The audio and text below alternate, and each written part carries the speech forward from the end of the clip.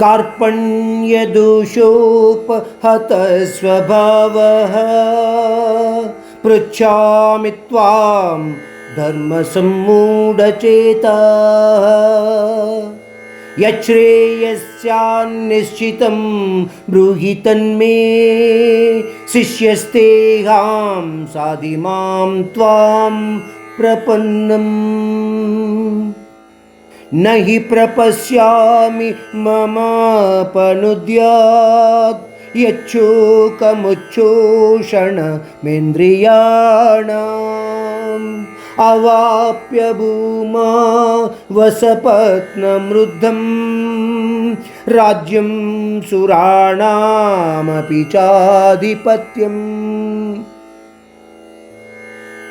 ఇంకా వ్యామోహము మానవునిలో ఎటువంటి వికారాలు సృష్టిస్తుంది అన్న విషయం గురించి ఈ 2 శ్లోకాల ద్వారా మనము గుర్తించవచ్చు.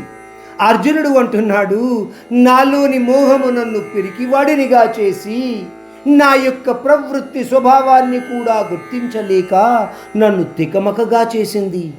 ధర్మము ఏమిటి అధర్మము ఏమిటి అన్నది గుర్తించలేని అజ్ఞానము ద్వారా నేను ఏమి చెయ్యాలి అన్న నా కర్తవ్యాన్ని కూడా నిర్ణయించుకోలేకపోతున్నాను కృష్ణ.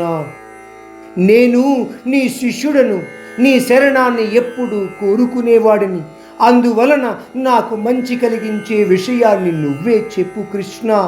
నాలోని ఈ వేదన నా ఇంద్రియాలను దహించి వేస్తోంది. రాజ్యభోగాలతో కూడిన రాజ్యము పొందినప్పటికీ, లేదా దేవతలకు అధిపతి అయినప్పటికీ, అంటే ఇంద్రాధిపత్యము లభించినప్పటికీ కూడా నాలోని ఈ వేదన చల్లారుతుందని కృష్ణ నాకు నమ్మకము కుదరటము లేదు.